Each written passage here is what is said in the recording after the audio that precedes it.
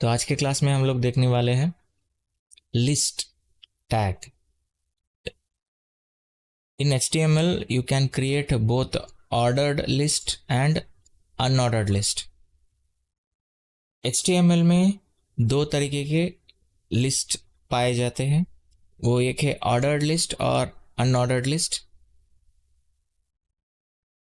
Organized and present information in the structural manner. Okay जो ये ordered और unordered list के जो टैग्स है ये स्ट्रक्चरल वे पे कंटेंट को रिप्रेजेंट करने के लिए इस्तेमाल किया जाता है वेबसाइट के अंदर। ओके तो अनऑर्डर्ड लिस्ट के अंदर unordered list are used to represent the collection of list without any specific order और हायरार्की। ओके मतलब अनऑर्डर्ड लिस्ट जो है वो कोई स्पेसिफिक कलेक्शन को रिप्रेजेंट नहीं करता है। मतलब आप यहाँ पे देख सकते हो UL मैंने दिया हुआ है, इसका टैग है UL और इसके अंदर जो है हम लोग LI टैग मतलब लिस्ट को रिप्रेजेंट करते हैं।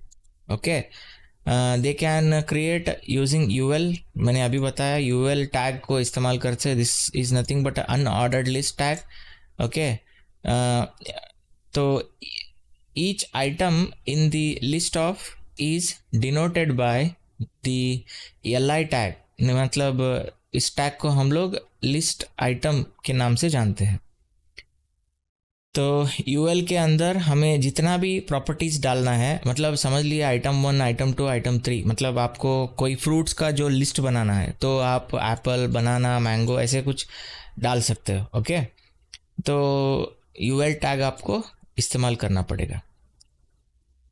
ऑर्डर्ड लिस्ट के बारे में अगर हम बात करेंगे तो ordered list are used when the items have to specify order और अ सीक्वेंस।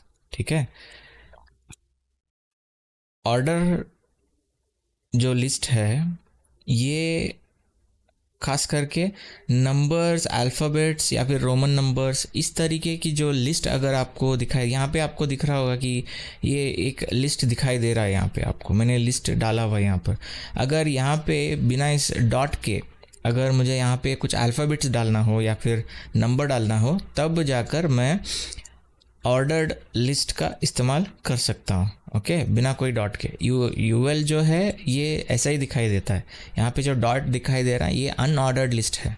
ठीक है तो इसके अंदर हम OL टैग का इस्तेमाल करेंगे। ओके OL टैग और इसके अंदर लिस्ट को रिप्रेजेंट के लिए हम लोग LI टैग का इस्तेमाल करेंगे।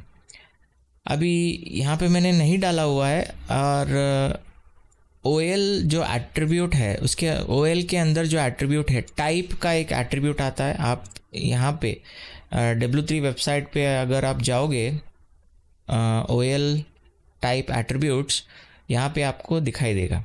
ओके ये जो टैग आपको दिखाई दे रहा है, ओके OL का जो ये टैग आपको दिखाई दे रहा है, टाइप डालकर मैं उसको जूम इन कर देता हूँ। टाइप डालकर अगर आप 1 डालोगे तो आपको नंबर्स मिलेगा।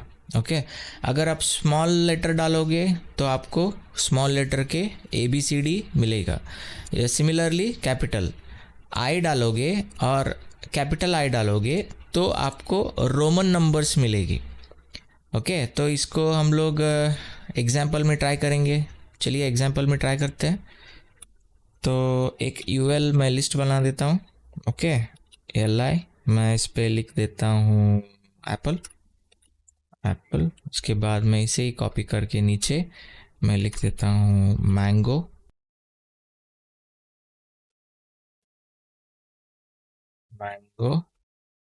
और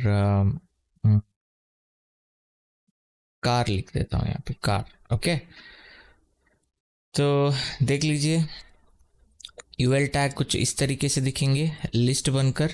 ओके आप जितना चाहे उतना आप कर सकते हो यहाँ पर। अगर इसी UL टैग के अंदर आपको पैराग्राफ कुछ डालना है तो आप पैराग्राफ भी डाल सकते हो UL टैग और इसके अंदर मैं LI टैग डालकर पैराग्राफ डालकर लॉरियम 30 कर लेता हूँ। ठीक है आ गया एक लिस्ट।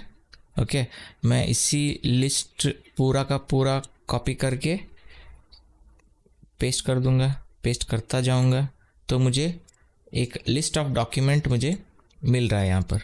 तो आप ऐसे कुछ अलग अलग काम कर सकते हो इसके अंदर यूएल टैग को इस्तेमाल करके। चलिए जो हमारा जो स्पेशल जो लिस्ट टैग है उसके बारे में जान लेते हैं। ओएल टैग, मैं ओएल टैग यहाँ पे डाल देता हूँ और यहाँ इसके अंदर मैं, ठीक है, इसी को हम लोग ओएल बना सकते हैं, तो मैं इसको ओएल कर देता हूँ बस। तो ये एक ओएल टैग ओपनिंग हो गया, ओएल टैग क्लोजिंग हो गया, उसके अंदर मैंने सेम लिस्ट डाला हुआ है यहाँ पर, ठीक है। तो रैंडमली मुझे ओएल डालते ही मुझे 1 2 3 नंबर्स दिखाई दे रहा है। मैं अगर एट्रीब्यूट्स में टाइप क्लिक करूँ तो यहाँ पे देखिए मुझे सजेशंस आ रहा है और मैं यहाँ पे ए क्लिक कर देता हूँ, तो यहाँ पे देखिए ये हो गया ABCD। ओके, अगर मैं इसे स्मॉल लेटर पे क्लिक करूँ तो ये स्मॉल लेटर पे हो गए। अगर इसी को मैं अगर रोमन नंबर पे क्लिक करूँ तो मुझे I टाइप करना पड़ेगा। देखिए रोमन नंबर स्मॉल में हो गया और रोमन नंबर कैपिटल में हो गया, बस। तो सिर्फ आपको टाइप लिखना है और उसके बगल में I लिख देना है। तो ये रहा ऑर्डर्ड और अनऑर्डर्ड लिस्ट के बारे में। तो मिलते हैं अगले क्लास में।